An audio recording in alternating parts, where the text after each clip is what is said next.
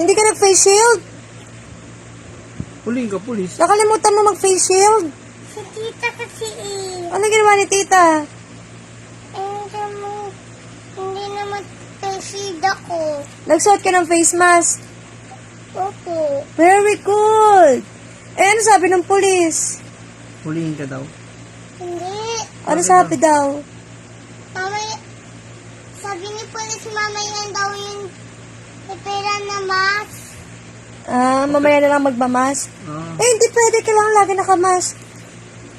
Hindi pwede yung kalamas minin natin. Oh, wait lang. Bawal ang bata sa labas, di ba? Oo. Oo, opo. Opo. Natin. Opo. Bawal, di ba, ang bata sa labas? Opo, nagsan naman natin eh. Nasa car ka lang. Opo. Ang Hindi ginawa mo ka, sa